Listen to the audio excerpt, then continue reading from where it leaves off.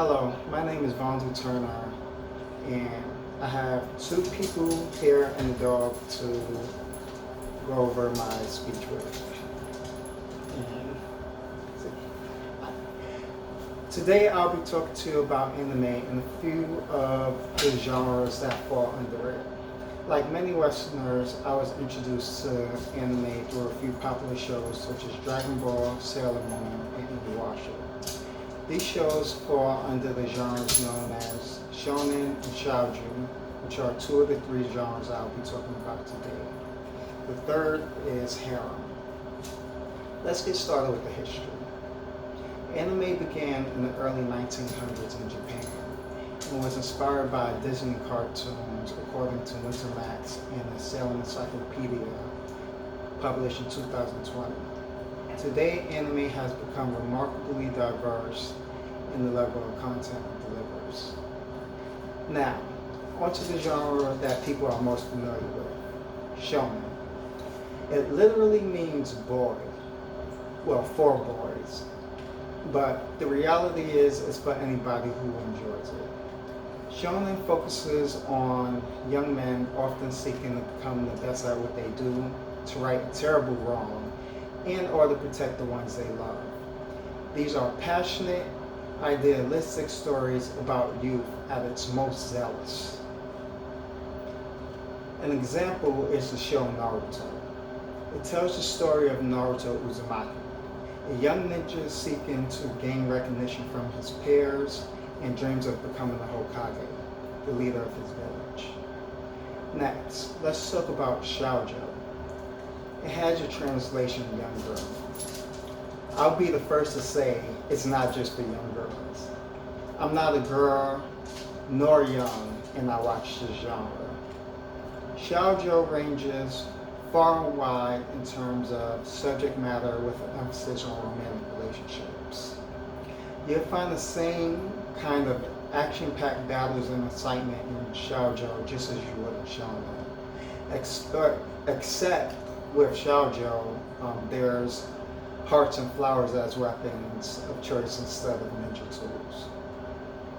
An example of shoujo is the show Sailor Moon, about an underachieving young sailor super schoolgirl named Usagi Tsukino, who meets a magical talking cat named Luna, who ends up calling her Bunny all the time.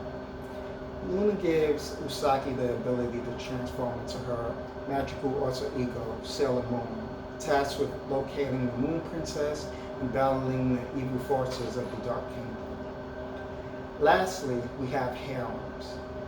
Harems are basically anime shows about unremarkable and or average individuals, male or female.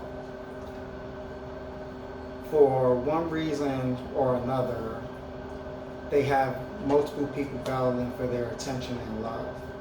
The main character typically is oblivious to this. The genre spans across every other genre you'll find in the anime world. I would dare to say that this genre is like an add-on genre, if not an upper. An example of this genre is a show called Samurai Harem. It's about a 17-year-old boy named Yoichi who trained in the forest with his dad. Yoichi's dad ordered him to continue his training to strengthen his spirit with the Ikugaru family in the city, as he has nothing left to teach him.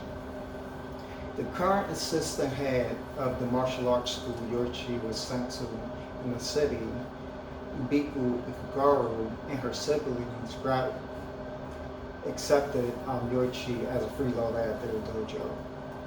In addition to domestic problems, Yoichi deals with local bad boys, jealousy of Ibiku's and Yoichi's supposed relationship. In conclusion to this speech, you should now be able to identify a few of the popular genres of anime. Chris Bolton said in his book titled Interpreting Anime, "What makes anime unique as a medium is how it engages profound social and political realities while also drawing attention to the very challenges of representing reality in animation's imaginative and compelling visual forms. There are plenty of other genres that are covered in anime. If you can imagine it, then it probably exists. I hope you learned something new, and that concludes my speech. Thank you very much.